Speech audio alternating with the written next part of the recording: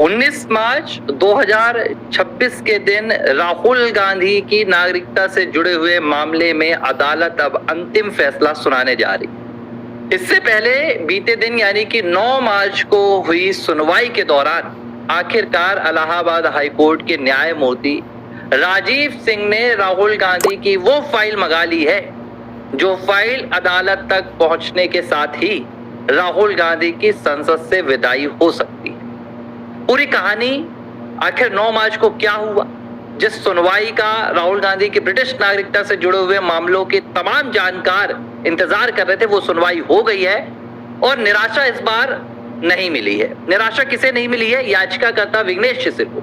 लेकिन राहुल गांधी और उनकी टीम के लिए बहुत बड़ा झटका है, क्योंकि उत्तर प्रदेश के जो अधिवक्ता हैं सरकार के, उन्होंने सीधे तौर पर कह दिया है कि जो आरोप राहुल गांधी के खिलाफ लगे हैं, जो सबूत और जो दस्तावेज उनके खिलाफ पेश किए गए हैं, ये संज्ञेय अपराध है और इस पूरे मामले में राहुल गांधी के खिलाफ जांच के निर्देश दिया जाना चाहिए। जांच के निर्देश दिए जाने का मतलब है FIR का ऑर्डर। पूरी कहानी पहले आप सुनिए क्या हुआ। विघ्नेश शिशिर ने इस पूरे मामले को, जो 28 जनवरी को आया था MP MLA कोर्ट लखनऊ का, इसको चुनौती दी थी इलाहाबाद हाईकोर्ट की लखनऊ बेंच में। और इसकी जो बीती दिन की सुनवाई हुई, पहले दिन की सुनवाई इसकी हो गई थी, फिर दूसरी 9 मार्च को हुई। 9 मार्च की सुनवाई में बाकायदा 1.5 घंटे की बहस हुई। इस बहस के दौरान तमाम तथ्य रखे गए जो मिसिंग थे आपके MP MLA कोर्ट लखनऊ के पूरे ऑर्डर में, क्योंकि वहां पर सीधे FIR करने से मना कर दिया गया था और कह दिया गया था कि हम नागरिकता से जुड़े हुए मामले में ऑर्डर ही नहीं सुना सकते। लेकिन इलाहाबाद हाईकोर्ट ने ऐसा कुछ नहीं किया। इलाहाबाद हाईकोर्ट के द्वारा बाकायदा प्रोसीडिंग की गई, सुनवाई हुई और सुनवाई के दौरान जो तथ्य रखे गए, इसके बाद इलाहाबाद हाईकोर्ट के न्यायमूर्ति जस्टिस राजीव सिंह ने 2-3 महत्वपूर्ण यहाँ पर बातें की। पहली बात, उन्होंने सीधे होम मिनिस्ट्री को, यानी कि जिसकी पूरी जिम्मेदारी गृह मंत्री अमित शाह के पास तक है, वहां पर उन्होंने निर्देश दिया कि होम मिनिस्ट्री ने अब तक राहुल गांधी की ब्रिटिश नागरिकता से जुड़े हुए मामलों के आरोपों में क्या कार्रवाई की है, क्या एक्शन लिया है, इसकी पूरी फाइल अदालत में पेश की जाए। यानी कि अगर अब तक सरकार ने कोई एक्शन नहीं लिया होगा, अब तक अगर सरकार ने इस मामले में कोई पहल नहीं की होगी, तो सरकार को जवाब देना होगा। लेकिन अब अदालत इस पूरे मामले को गंभीरता से ले रही है। दूसरी बात जो निकल कर आई, उत्तर प्रदेश सरकार के अधिवक्ता VK सिंह ने तो सीधे तौर पर कह दिया कि जितने सबूत यहाँ पेश किए गए हैं, मतलब इस पूरे मामले में जितने दस्तावेज लगाए गए हैं, ये सीधे संज्ञेय अपराध बन रहा है और अगर इसमें जांच का निर्देश दिया जाता है तो क्या तकलीफ है? इसमें जांच का निर्देश दिया जाना चाहिए। देखिए, जांच का निर्देश यानी क्या? जब FIR दर्ज होगी, जब इस पूरे मामले में पुलिस, यानी जो कोतवाली पुलिस है, वो जांच करेगी, इसके बाद जो दूसरी तमाम एजेंसीज इसमें लगेंगी, जो फॉरेन डिपार्टमेंट है, जो नागरिकता डिपार्टमेंट है, इसके बाद ED भी जांच करेगा, तो जांच में मामला निकल कर सामने आ जाएगा। भाई, राहुल गांधी को इसके बाद अगर FIR दर्ज होगी तो साबित करना होगा कि देखो, मेरा इन सबूतों से कोई लेना देना नहीं है। राहुल गांधी को बताना होगा कि आखिर क्यों ब्रिटिश नागरिकता वाले रजिस्टर में उनका नाम पाया जा रहा है।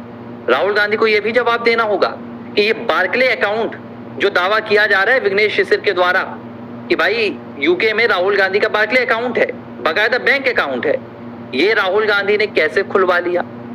राहुल गांधी को यह भी जवाब देना होगा कि राहुल विंची नाम आखिर उनका एक बनावटी नाम था, उनका एक फर्जी नाम था, या राहुल गांधी वाकई में भारत में एक बनावटी नाम से रह रहे हैं और जो ब्रिटेन है वहां पर जो नाम दर्ज है वो राहुल गांधी का असली नाम है।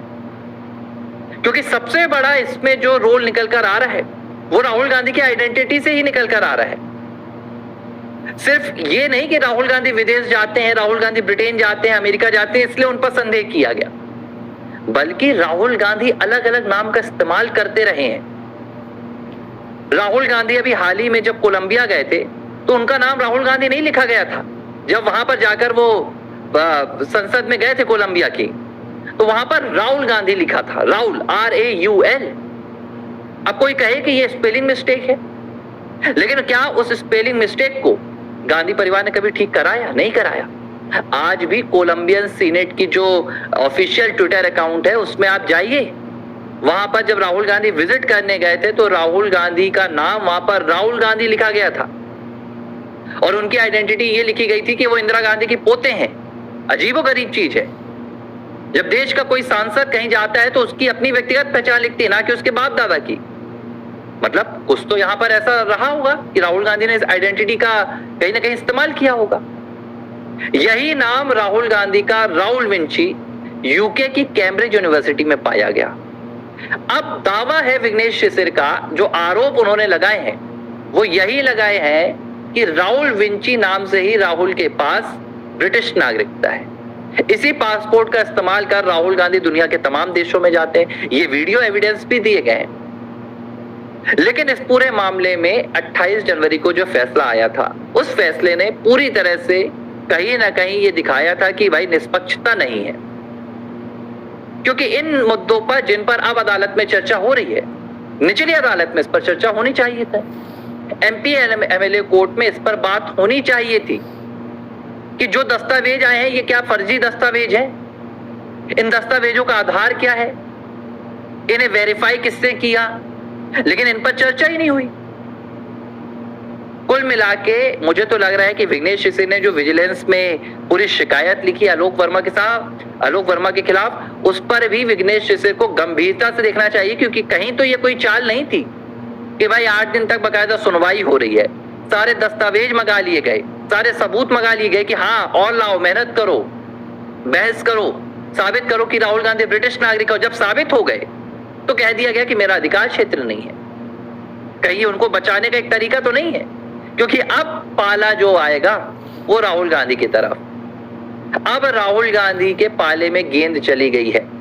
अब उन्हें ये बात साबित करनी पड़ेगी, बस एक एफआईआर की देरी है। और 19 मार्च को लगभग तय हो गया है कि एफआईआर के निर्देश इलाहाबाद हाईकोर्ट के द्वारा दिए जा सकते हैं। हालांकि देखिए उसके बाद क्या होगा, अगर एफआईआर के निर्देश दिए गए तो तत्काल इस एफआईआर को क्वैश कराने के लिए, यानी कि एफआईआर को रद्द कराने के लिए राहुल गांधी के वकीलों की फौज, अभिषेक मनु सिंघवी, कपिल सिब्बल, मनीष तिवारी, पी चिदम्बरम, ये सुप्रीम कोर्ट का रुख करेंगे।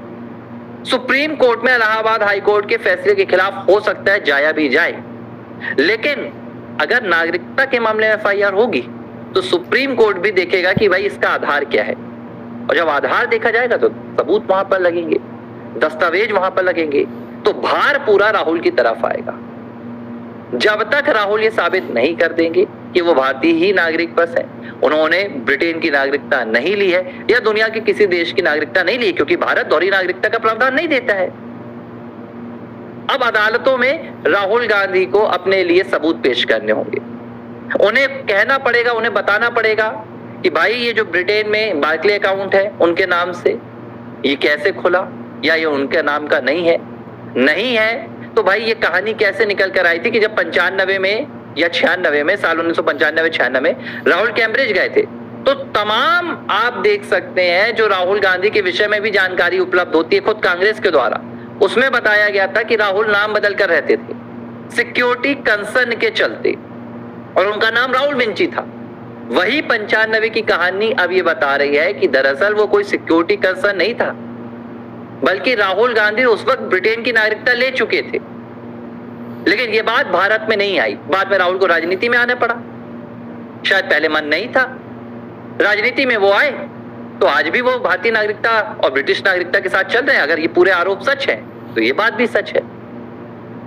लेकिन अब 19 मार्च, इस दिन ये तय होगा क्या वाकई में राहुल गांधी ने देश के साथ सबसे बड़ा धोखा किया, क्या वाकई राहुल गांधी 22 साल से देश की संसद में एक ब्रिटिश नागरिक के तौर पर है, क्या वाकई राहुल गांधी ने भारत के जो सीक्रेट्स होते हैं, जो गोपनीय सीक्रेट होते हैं, वो दूसरे देशों को बेचे, क्योंकि ये आरोप है राहुल गांधी के खिलाफ। और एक एफआईआर, यानी कि राहुल गांधी की सांसदी जाएगी, राहुल गांधी जेल भी जाएंगे, और हो सकता है गांधी परिवार का राजनीतिक अंत भी लिखा हो। देखिए, मैं संभावनाओं से भरा व्यक्ति हूं, और मुझे लगता है कि अगर देश के साथ किसी भी तरह का कोई अन्याय हो रहा है तो वो देश का कोई व्यक्ति हो, वो मैं हूं, वो राहुल गांधी हो, प्रधानमंत्री मोदी हो या सोनिया गांधी हो, फर्क नहीं पड़ता है।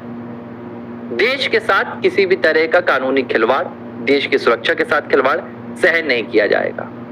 मुझे लगता है इस मामले में जो अब तक चुप्पी सरकार साध कर बैठी हुई है, भारतीय जनता पार्टी के बड़े नेता इस मामले पर खुलकर नहीं बोल रहे हैं।